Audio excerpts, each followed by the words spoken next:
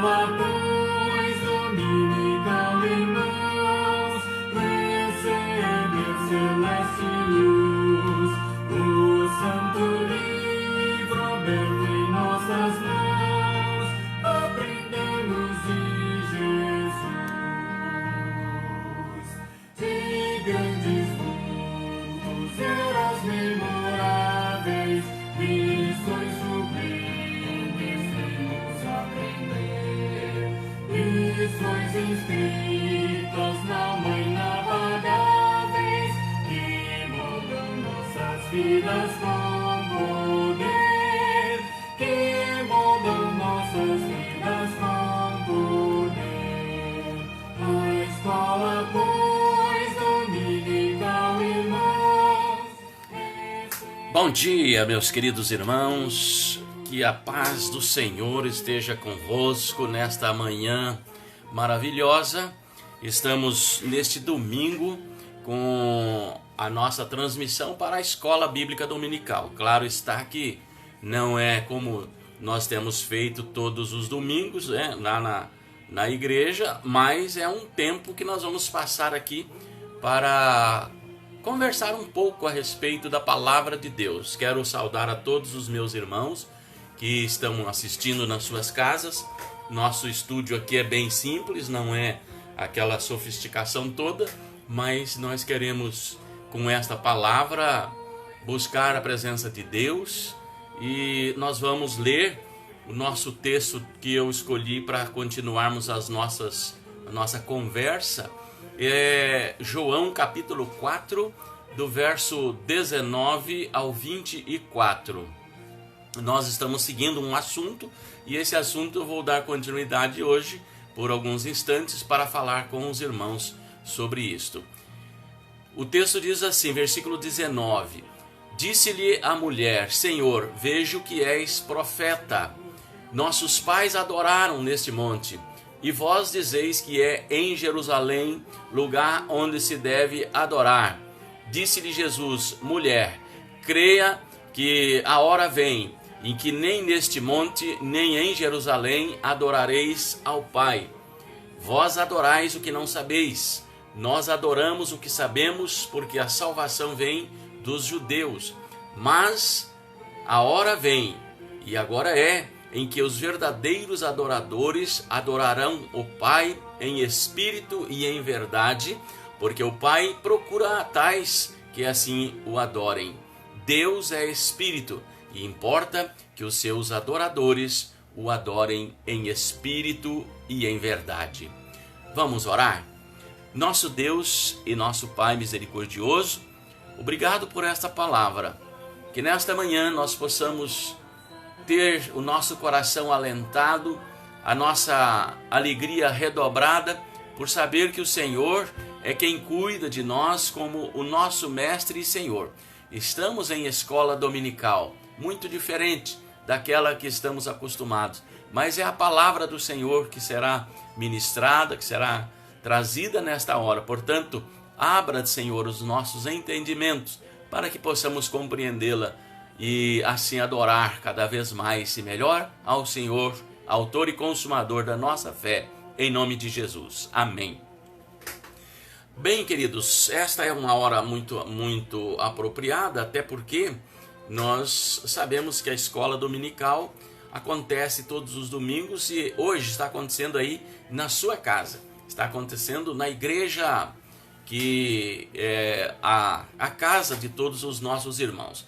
O tema que temos seguido é exatamente isso: redescobrindo a educação cristã, ou o valor da educação cristã.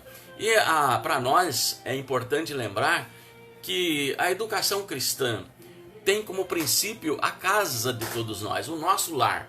E no nosso lar é onde acontecem as melhores coisas. É lá que nós temos os nossos filhos, é lá que nós convivemos com as nossas crianças. É na nossa casa que nossos filhos são educados da nossa maneira. Nós falamos na última aula, ou no domingo passado, sobre a família, né? Sobre o ensino na família. E eu encerrei com uma pergunta, dizendo: então quer dizer que não há jeito para as famílias? E diante de tantas coisas que nós passamos, de situações complicadas no mundo hoje, claro que há jeito para a família. E o jeito para a família é seguir os planos de Deus, porque os planos de Deus não podem ser frustrados.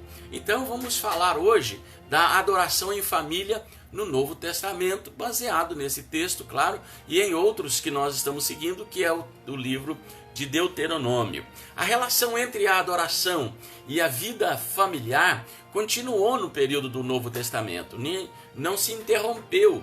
Os judeus adoravam a Deus, e como aquela mulher samaritana perguntou para Jesus, mas uns dizem que é em Jerusalém, outros dizem que é aqui no Monte Gerizim, e nós, aonde vamos? Como é que vamos ficar com a nossa adoração?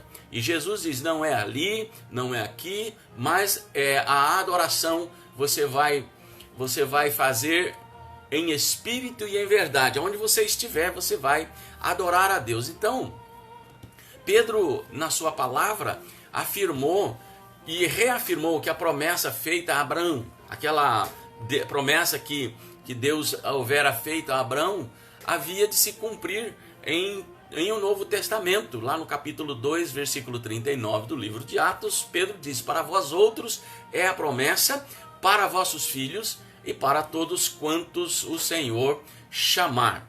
Então, de nossa parte, nós também entendemos que não foi só o apóstolo Pedro que expressou dessa forma, mas o apóstolo Paulo fala lá na sua primeira carta aos Coríntios, no capítulo 7, versículo 14, que a fé dos pais estabelece o status ou a maneira de ser da aliança de santos privilegiados, homens e mulheres, e a responsabilidade sobre seus filhos. Então, os filhos são responsabilidade dos pais. Nós temos um engano, fazemos uma coisa errada, porque queremos que a igreja eduque nossos filhos na educação cristã.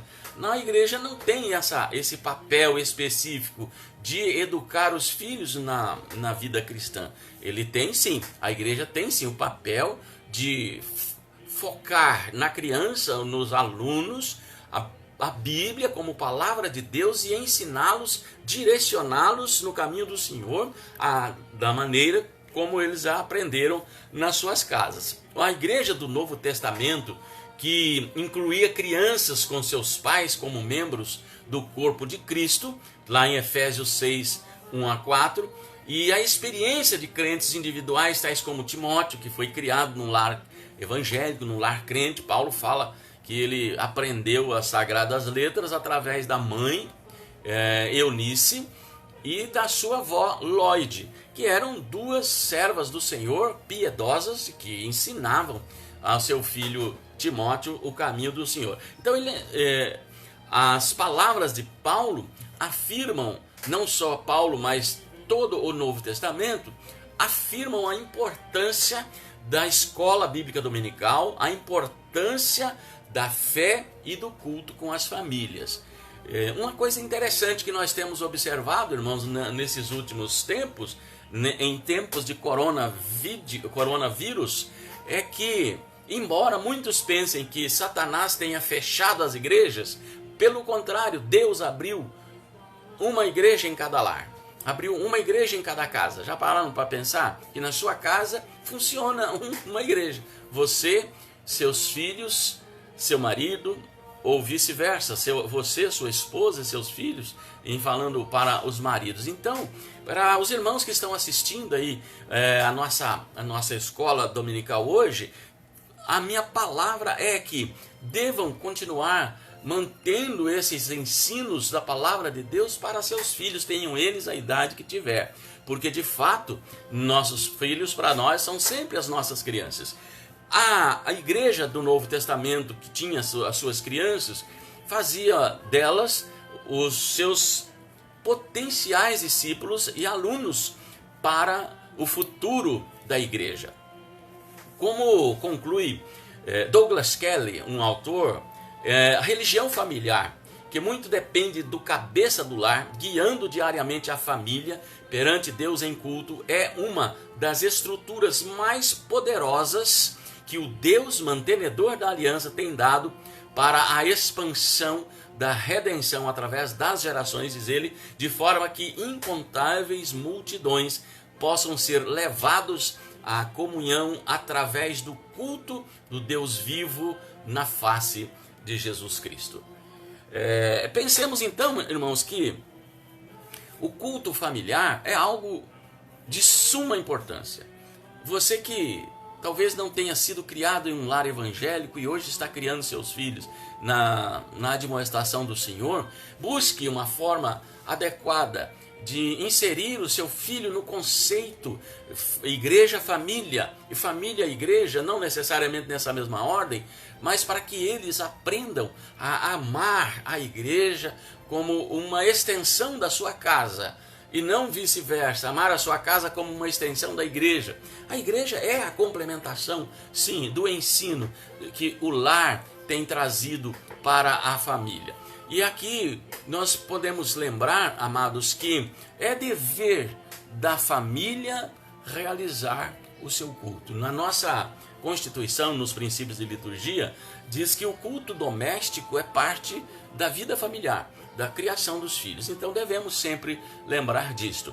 O dever do culto familiar é um outro aspecto aqui. Dada a importância do culto familiar como uma potente força para ganhar incontáveis milhões para a verdade do Evangelho através dos tempos, através das eras, nós não devemos nos surpreender que Deus requeira que os cabeças dos lares, os sacerdotes do lar, os maridos, vamos falar assim, os pais, que puderem, façam de tudo que eles tenham condições de fazer para guiar as suas famílias em culto ao Deus vivo. É um papel do sacerdote, do marido, porque nós cremos que a palavra de Deus já nos chama de sacerdotes ou sacerdócio santo. Então nós somos povo de Deus e separados para esse fim. Lá no capítulo 24, versos 14 e 15 do livro de Josué, disse assim: agora, pois, diz ele, temei ao Senhor e servi-o com sinceridade e com verdade.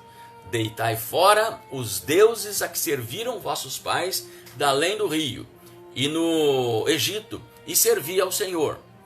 Se aos deuses, desculpe aqui, mas se vos parece mal, na continuidade do texto, o servirdes ao Senhor, escolhei hoje a quem sirvais.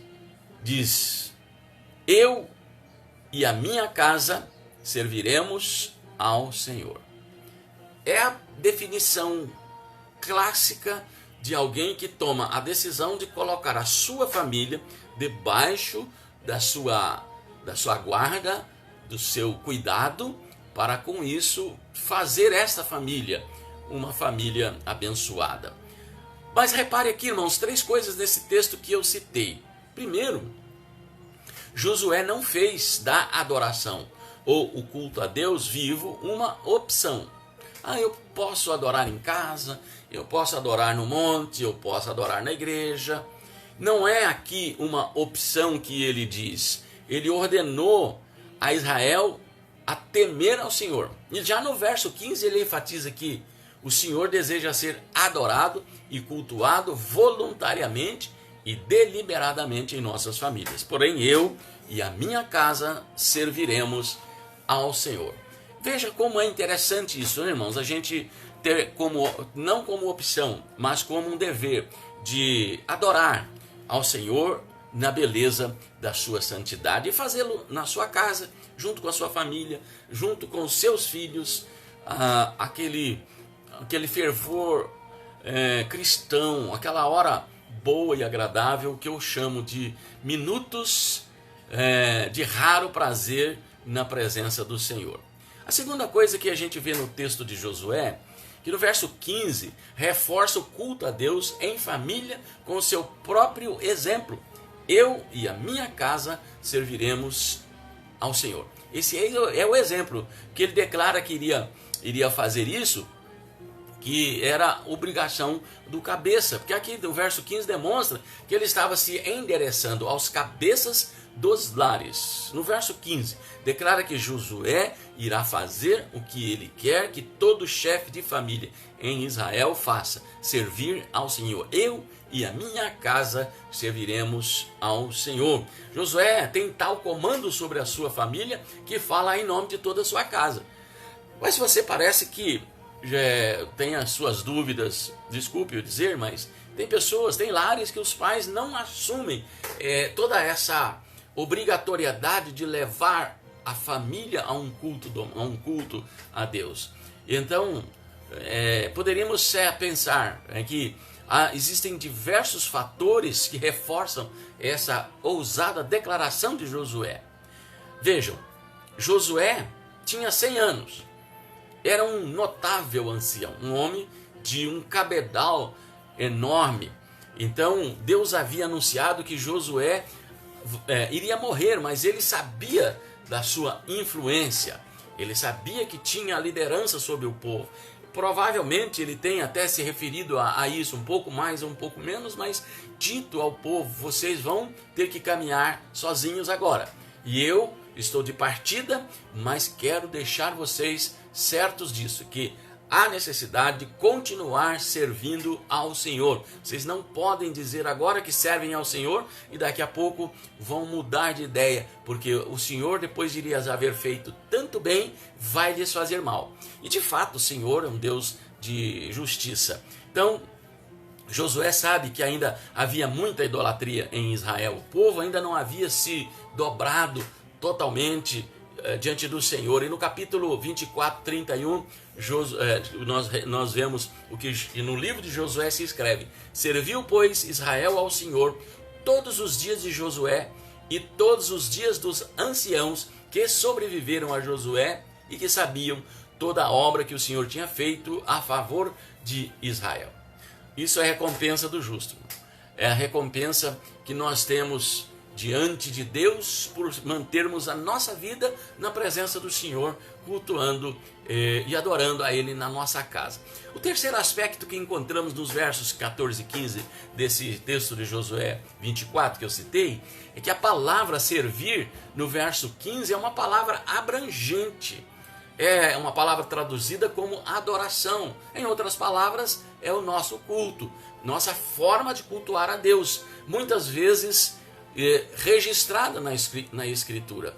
Paulo lá aos Romanos, no capítulo 12, verso 1, ele diz que devemos apresentar os nossos corpos por sacrifício vivo, santo e agradável a Deus, que é o nosso culto racional. Isso denota que o servir a Deus em todo momento, mas também atos especiais de culto, reservado em casa, reservado em determinado lugar. Você que acha que orar no monte, cultuar a Deus no monte é melhor do que na sua casa, mas não substitua a presença de Deus no seu lar e a sua comunhão com Deus no seu lar para ir a qualquer outro lugar, por mais privilegiado que seja. Claro que nós temos o nosso domingo, nós temos a nossa quarta-feira, o dia de cultuar a Deus na igreja, mas é na sua casa que tudo começa. Ensina a criança o caminho que ela deve andar, e depois de velho ela não vai se desviar dele. Josué finalmente tinha a consciência de que deveriam guardar toda a lei de Deus. Essa era a visão de Josué, um homem lá do Velho Testamento, e que corrobora Jesus com essa palavra dizendo assim: vem a hora e já chegou em que os verdadeiros adoradores adorarão o Pai em espírito e em verdade. Certamente todo marido temente a Deus e até o pastor deve dizer, como Josué: porém eu e a minha casa serviremos ao Senhor. Nós buscaremos a Deus, cultuaremos a Ele e oraremos a Ele como família. Nós buscaremos a Deus, vamos cultuar o seu nome, a sua palavra repleta de instruções para reforçar os ensinamentos do Senhor em nossas famílias. Todo pai, representante que é da família, deve perceber: Como Kelly disse naquele texto que eu citei, o princípio representativo inerente na aliança de Deus, lidando com nossa raça, indica que o cabeça de cada família deve representar sua família perante Deus em divina adoração. E que a atmosfera espiritual, aquele ambiente de comunhão e o bem-estar pessoal dessa família será afetada em grande medida